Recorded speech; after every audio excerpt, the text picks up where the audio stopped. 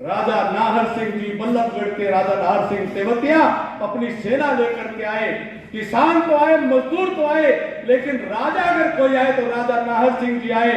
और 1857 की क्रांति का पहला बलिदान हंसते हंसते फांसी के फंदे को चूमने का काम आपके हरियाणा के फरीदाबाद बल्लभगढ़ के राजा नाहर सिंह तेवतिया जी ने किया। कहने का तात्पर्य है कि ये संजीव बालियान और अभिमन्यु की जोड़ी आज की नहीं, हम तो अपने पूर्वजों की थाती लेकर के चल रहे हैं, अपने पूर्वजों का विरासत लेकर के चल रहे हैं।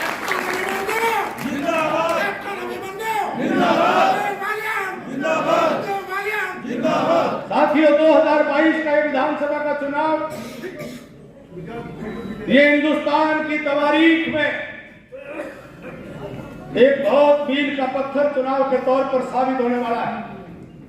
आने वाली पीढ़ियां इतिहास के अंदर इस अध्याय को पढ़ेंगी कि भारत के लोकतंत्र के पद्धति के अनुसार, संविधान के कायदे कानून के अनुसार 5 साल में जब चुनाव होता, 5 साल की योगी जी के नेतृत्व वाली उत्तर प्रदेश की सरकार ने जो विकास के काम, अमन चैन शांति और भाईचारे के काम, नौजवानों के रोजगार के काम जब आगे बढ़ाए, 7 साल मोदी जी की सरकार ने जब देश के स्वाभिमान को जगाते हुए दुनिया में भारत का नाम आगे बढ़ाया, जब भारत विश्व गुरु बनने की ओर बढ़ रहा था, जब भारत मां शक्ति बनने की ओर बढ़ रहा था, जब भारत सोने की चिड़िया बनने की ओर बढ़ रहा था, तो भारत की वर्तमान 2022 की पीढ़ी आने वाले इतिहास में पढ़ना चाहेगी, भविष्य की पीढ़ियां, कि आपका हमारा फैसला तो देश को आगे बढ़ाने की तरफ था या देश को अंधेरे गर्त में पहुंचाने का काम आपने हमने कर तो नहीं दिया था, हमारी आंख तो नहीं मिच गई थी। आने वाली पीढ़ियों के लिए बड़ा महत्वपूर्ण है। वर्तमान पीढ़ी को जैसे हम निर्पुणा की सरदारी को 650 साल पहले आज भी याद करते हैं, तैमूर लंग का इतिहास दुनिया आज भी पढ़ती है। आने वाली पीढ़ियां पढ़ेंगी 2022 के वर्तमान पीढ़ी की राष्ट्रभक्ति के अंदर कुछ कमजोरी तो नहीं आ गई थी, उनकी आंख तो नहीं मिच गई थी, वो बढ़ तो नहीं गए थे, जातिवाद के आधार पर, सांप्रदायिकता के आधार पर, मत पंथ मजहब के आधार पर वो बढ़ तो नहीं गए थे। इसलिए निवेदन करने के लिए आपके बीच में आए। आपको मुझसे नाराजगी हो सकती है, आपको विधायक से नाराजगी हो सकती है, आपको किसी और पार्टी के नेता से नाराजगी हो सकती है, आपको हो सकता है योगी आदित्यनाथ जी से भी नाराजगी हो सकती है, हो सकता है किसी को मोदी जी का भी कोई न कोई कारण किसी को ना समझ में आए, लेकिन भारत माता से हम और आप नाराज नहीं हैं। गोद में, उस मादिश की गोद में हम पैदा हुए, जिसके दिए हुए अन्न और अनाज इस मिट्टी में पैदा हुए, उसको खा करके वो छोटा सा कण ये शरीर आपकर हमारे बने। चौधरी चरण सिंह जी की एक कहावत मुझे याद है। चौधरी चरण सिंह जी ने कहा, मुझे दर्द और दुख इस बात का है कि हिंदुस्तान के अंदर एक ऐसा वर्ग भी है, जब पाकिस्तान बनाने की मांग उठ रही थी, जिन्ना का विरोध चौधरी चरण सिंह कर रहे थे, चौधरी चरण सिंह जी ने पाकिस्तान बनाने की मांग का विरोध किया था। वो अखंड भारत चाहते थे, एक भारत एक हिंदुस्तान के पक्षधर थे। तब उन्होंने कहा था, मुझे दुख और दर्द इस बात का है कि हिंदुस्तान के अंदर बैठे लोग वो आज भारत मां के टुकड़े करने की मांग करते हैं। उन्होंने कहा था, उनके शब्द अभिमन्यु के नहीं है, उन्होंने कहा था कि मुझे दुख और दर्द इस बात का है, हिंदुस्तान में एक वर्ग ऐसा है, एक जमात ऐसी है जिसका छाती के अंदर दुख और दर्द और पीड़ा भारत माता के लिए नहीं, वो वंदे मातरम नहीं, वो हलाकू तैमूर, गौरी, गजनवी, अब्दाली, बाबर, औरंगजेब को लेकर के तो उसकी जय बोलने को तैयार, लेकिन भारत माता की नहीं। चौधरी चरण सिंह जी ने कहा था कि दुख इस बात का, मेरा शब्द नहीं है। पत्रकार साथी मेरी बात को नोट कर ले, रिकॉर्ड कर ले और जांच कर ले, कल अखबार में छाप करके चुनौती दे दें कि अभिमन्यु ने कहा है या चौधरी चरण सिंह जी की बात तो मैं यहाँ पर कह रहा हूँ। उन्होंने कहा था, मुझे दुख इस बात का है, इस हिंदुस्तान में एक जमात ऐसी है जिसके लिए उस धरती के लिए दर्द नहीं उठता, जिस धरती में पैदा होकर के उनके शरीर इतने बड़े हुए, उनके लिए वो अरब की धरती या तुर्की का खलीफा उनके लिए बड़ा है। मैं सैनिक हूं, मैं फौजी आदमी हूं, मैं सांप्रदायिकता के आधार पर बात नहीं करता हूं। मैं जानता हूं मेरे साथ में, मेरे फौज में मेरे वीर सैनिकों ने हमारे साथ में भारत के लिए युद्धों के अंदर हौसला हिम्मत के साथ में लड़ाई लड़ने का काम किया। उसमें मुसलमान भी थे, उसमें ईसाई भी थे, उसमें सिख भाई भी थे, उसमें हर कौम और जात के हमारे साथी थे, जिन्होंने हंसते हंसते अपने प्राण न्यौछावर किए। वीर अशफाकुल्लाह खान, शहीद अशफाकुल्लाह खान का मैं उनका ऋण भुला नहीं सकता हूं। मैं परमवीर चक्र सीखी अहमद अब्दुल हमीद का बलिदान भुला नहीं सकता हूं। मैं राष्ट्रपति अब्दुल कलाम का योगदान हिंदुस्तान के इतिहास में भुला नहीं सकता हूं। लेकिन जो मेरे भारतवर्ष में जिन्ना को महापुरुष कहे, मेरी भारत माता के टुकड़े करने वाले समाजवादी पार्टी का मैं समर्थन नहीं कर सकता हूं, उसका मैं विरोध करता हूं, बारंबार विरोध करता हूं। आज में झोंकने का काम किया। आजम खान जैसा सूबेदार बना करके पश्चिम के हजारों नौजवानों को जेल की सलाखों के पीछे, निर्दोष नौजवानों को जेल की यात्राएं देने के लिए मजबूर किया, जिन्होंने हजारों नौजवानों पर झूठे मुकदमे दर्ज करके हजारों माताओं के बेटों को अपने गांव और घर से दूर रहने के लिए मजबूर कर दिया, जिनके राज में बहन बेटियों की इज्जत की सुरक्षा नहीं होती थी, जिनके राज में आजम खान की भैंस को ढूंढने के लिए पुलिस लगती थी, लेकिन मेरे गौरव और सचिन की बेटी और बहन की इज्जत की रक्षा नहीं कर पाए। ऐसे आजम खान का समर्थन हम नहीं कर सकते। ऐसे अतीक और अंसारी का वो जेल से छूटने के लिए बेकार है, तड़प रहे हैं, 10 मार्च का इंतजार कर रहे हैं, बाद में फटका रहे हैं, रोज चुनौती दे रहे हैं, कह रहे आने दो हमारा समय। फिर से वही दौर लाने वालों का समर्थन मैं नहीं कर सकता हूं। दुख और दर्द इस बात का है, हमारा भाई, हमारा अजीज, हमारे नेता का नाम लेकर के चलने वाले लोग चौधरी चरण सिंह जी की विरासत को सैफई के मुद्रा करने वाले लोगों के चरणों में गिरवी रखने का पाप कर रहा है। चौधरी चरण सिंह जी की वो महान विरासत, हिंदुस्तान का किसान और कमेरा, कश्मीर से लेकर के केरल कन्याकुमारी तक चौधरी चरण सिंह जी की एक आवाज के ऊपर हिंदुस्तान का कमेरा बोट क्लब को भर देता था। अगर बिहार में भी किसी किसान को, अगर बंगाल में भी, अगर राजस्थान में भी, अगर गुजरात और महाराष्ट्र और आंध्र प्रदेश कर्नाटक में भी कोई किसान की राजनीति करता था तो उसकी शुरुआत चौधरी चरण सिंह जी के घर से होती थी। अगर ये लालू और ये मुलायम और ये देवेगौड़ा, शरद पवार, शरद जोशी जैसे किसान नेता बनकर के हिंदुस्तान की राजनीति में चमके तो इनके पहले कदम चौधरी चरण सिंह जी की छाया के अंदर चले, उनके आशीर्वाद। सैफई के खानदान के आगे, सैफई के शहंशाह के दरबार में गिरवी रखने की कौन सी मजबूरी?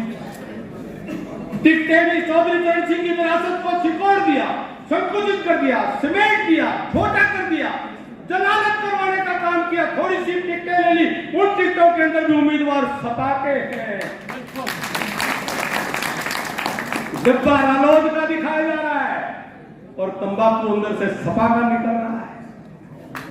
डब्बा रालोद का, तंबाकू सपा का तंबाकू पश्चिम के लिए बहुत हानिकारक है, बहुत नुकसानदायक है। ये गन्ना किसान की खेती का इलाका है। सपा पश्चिम में ऐसे ही है जैसे गन्ने में वो बीमारी लगती है, अंग्रेजी में रेड रोड कहते हैं, हमारे हरियाणवी देसी में उसने काढ़ा कहते हैं, काढ़ा ला गया। ये सपा तो ऐसी है पश्चिम के लिए जैसे अपने गन्ने की खेती में काढ़ा लग जाए, पत्ते पीले पड़ जा, अंदर सब कुछ खराब हो जा और किसान माथा पकड़कर रोने के अलावा कोई दूसरा इलाज नहीं। 10 फरवरी तक देख लेना, कहते इस काढ़े में अपने खेत में लगा लो और फिर माथा पकड़े रहो, कोई दूसरा इलाज नहीं। अरे हमारी आपस की कोई बात होगी, बाद में लड़ लेंगे, झगड़ लेंगे, ऊंच नीच ठीक कर लेंगे, बाद में आपस में कर लेंगे, लेकिन फिर वो दौर न आ जाए, उस दौर के अंदर ढूंढते रह जाओगे। 2013-14 में डॉक्टर संजीव बालियान जी को मैं रात दिन इनको देखता था, हमें फोन कर करके बुलाते थे, इनको भागते दौड़ते गांव से गांव एक नौजवान के परिवार में उनका दुख दर्द बांटने के लिए दौड़ रहे थे। तब कहां थे वो भाईचारे वाले लोग? तब कहां थे? दिल्ली में बैठ करके पता भी नहीं, टेलीफोन का नंबर भी नहीं। आज कोई आंख मिच गई और आज बहकावे में आ गए तो फिर कोई ऐसा बर्बाद ना करे, बुरा वक्त ना आए आ जाए। दो बातें याद रखना मेरी। एक तो जैसे हमने 36 बिरादरी का इतिहास पढ़ा, हमारे बुजुर्गों ने राह दिखाई कि आक्रमणकारी आक्रांताओं के साथ मिलकर के ब्राह्मण से लेकर के और वाल्मीकि समाज ने 36 बिरादरी ने एक होकर के देश की संस्कृति की लड़ाई लड़ने का काम किया। अगर आज आप देश की लड़ाई नहीं लड़ोगे तो आपके साथ दूसरा वक्त के ऊपर वो खड़ा नहीं पाएगा। यार बात कड़वी है लेकिन सच्ची बात कड़वी लगती है। अगर आज आपने साथ नहीं दिया सर्व समाज का, देश का, तो फिर कोई आपकी जरूरत के ऊपर कम से कम आदम और अतीक और अंसारी तो आने वाले नहीं है। फिर ढूंढते जाओगे, संजीव बालियान जी को बुलाओगे, फिर संजीव बालियान जी आपके लिए फिर आने के लिए मजबूर होंगे, लेकिन दूसरा तो साथ नहीं। मैं दो बात कही कि एक तो सामाजिक तौर पर, दूसरे नेतृत्व के तौर पर अपने बेटों को, अपने भाइयों को खड़ा करो। ए मेरे बड़ों के बुद्धिजीवी सरदारी मानी कौम के बच्चे हैं कि हमको किसी खानदान की गुलामी करने की जरूरत नहीं है, भले वो सैफई का हो और भले वो किसी और का। अपने बच्चों बेटों को आगे बढ़ाओ। हमारे में कभी होगी हमारे कान खींच लियो, हमें कभी होगी हमारे को डंडा मार लियो, हमें जो सजा देनी है सजा दे देना, लेकिन उनको तो सजा देने की भी किसी की हिम्मत नहीं है। इसलिए मेरा निवेदन है, ये सपा और रालोद का गठबंधन बेमेल है। ये रालोद का कंधा है, उसके ऊपर सपा की बंदूक है। रालोद के कंधे पर सपा की बंदूक चल रही है, लेकिन उस बंदूक के निशाने के ऊपर आप ही मिलोगे। जब उसके अंदर गलती से कारतूस डाल दिया, ऐसे लोगों को ये अपने कंधे का इस्तेमाल मत करने दो। इसलिए हमने कहा कि हमारे भाई गलत संगत में पड़ गया, एक बेटा गलत रास्ते पर चला जाए तो उसको हौसला नहीं दिया करते, उसको बढ़ाया नहीं करते, उसको पकड़ करके घर वापस लाया करते हैं, उसको सबक सिखाया करते हैं। हमारा अजीज है, गलत संगत में है, गलत लोगों के साथ है। अरे किनके साथ हो? अखिलेश भाई ने तो अपने बाबू की नहीं सुनी, अपने चाचा की नहीं सुनी, तेरा काम करा हो। अरे जिसने अपने पिताजी की नहीं सुनी, जिसने अपने चाचा की नहीं सुनी, चाचा दुखी, पिताजी दुखी, और उसके साथ चल पड़े। बड़ी हैरानी की बात है। साथियों, मेरा इतना ही आपसे निवेदन है कि इतिहास में ऐसे मौके बार बार नहीं आते। ये योगी जी की सरकार के 5 साल, मोदी जी की सरकार के 7 साल। मैं एक बात कहानी सुना करके, मैं पंजाब का भी प्रभारी रहा हूं। कई बार पंजाब के चुनाव लड़ाने का पार्टी को सौभाग्य मिला, वहां प्रचार में जाता था। तो बाबा बलटोई की मजार है, बाबा बलटोई की मजार के ऊपर उसमें जो मन्नत मांगे, मन्नत पूरी होती है। तो एक नौजवान था, अम्मी जी आप तो बड़े हो गए, शादी का हो गया नहीं, एक नौजवान था, उसका ब्याह नहीं हो रहा था। उसको किसी ने कहा बाबा बलटोई की मजार के ऊपर 40 दिन दिए हुए चाहते, तेरी मन्नत पूरी हो जाएगी। वो चल पड़ा और 40 दिन दीवे रोज बाढ़ के आवे, रोज बाढ़ के आवे। 40वां दिन था, दीवा लगाया, बाबा बलटोई आज कर देना मेरा काम। पीछे से काम के आए कई लोग मारे, रुक के, अरे जल्दी आ जा, जल्दी आ जा। उसने सोचा रिश्ते वाले आ गए, बड़ी खुशी से पीछे मुड़िया। गांव वाला ने बताया भाई तो बड़ा बहुत बुरा बात, तेरी मां मर गई। बोला बाबा बलटोई ये तूने क्या करा? मुझे तो क्या जलानी थी, मेरे बाबू वाली भी कोई। तो भाई जयंत चौधरी जी, ये बाबा बलटोई के चक्कर में मत पड़ो, ये तो अपनी जैसी कैसी है वो भी खुआ देगा, इसलिए अपने ने बता करके रख लो, इसके चक्कर में ना पड़ो। आजकल ये लाल टोपी वाले लाल पोटली लेकर घूम रहे हैं, मैं उनको देख रहा हूं लाल टोपी लाल पोटली लेकर। बोला ये लाल पोटली है, लाल पोटली है। मुझे किसी ने बताया, बोला जी इस लाल कोटड़ी में किसी मजार का ताबीज दे रखा है, इसको और कुछ नहीं है इसमें, कई चक्कर में पड़ जा। कहने का निवेदन है कि लाल टोपी लाल कोटड़ी ये हमारे पश्चिम के लिए बहुत खतरनाक है, इनको उत्तर प्रदेश के लिए खतरनाक है, देश के लिए खतरनाक है। आज के दिन हर कोई वायदा किए जा रहे हैं। आज कहीं भी प्रेस कॉन्फ्रेंस में जाओ, मैं इनकी देखता हूँ, मेरा काम है पार्टी का, इनकी प्रेस कॉन्फ्रेंस, इनके मुद्दे, तो प्रेस वाले पूछेंगे कि जी हमारे गांव में यूनिवर्सिटी बनाओगे, बोले तुम्हारे गांव में यूनिवर्सिटी बना दूंगा। एक प्रेस वाले ने पूछा जी मेरे गांव में एम्स खोल दोगे, बोले तुम्हारे गांव में एम्स खोल दूंगा। मैं कहा इससे जब तक चुनाव है, इससे तक कितने पाकिस्तान बनवा लो, ये कतई मना नहीं करेगा, ये तैयार बैठा। लेकिन जब आएगी ना, ये बापू को पूछेगा ना, चाचा का पूछेगा ना, ये आपके हमारे भतीजे भाई को पूछेगा, किसी को नहीं पूछेगा। ये आपको बात समझाने की मेरी फर्ज था, मेरी ड्यूटी थी। ये बड़ौद की वो सरदारी है जो बहुत पढ़े लिखे प्रबुद्ध लोगों का ये क्षेत्र है, और मैं बड़ी उम्मीद करता हूं बड़ौद की जो आवाज है ये पूरे पश्चिम को प्रभावित करने वाली है। बड़ौद की आवाज पश्चिम की आवाज बनकर के उभरती है, तो बड़ौद से आवाज स्पष्ट जानी चाहिए, मजबूत जानी चाहिए। आज से लेकर के और 10 फरवरी की शाम को 6 बजे तक एक स्पष्ट आवाज होनी चाहिए कि बड़ौद के लोगों ने आंखों से हर पर्दा हटा लिया, खुली आंखों से कमल के फूल का समर्थन करने का फैसला ले लिया, योगी मोदी जी के साथ करने का फैसला ले लिया, और बड़ौद से एक आवाज आ रही है, भारत माता की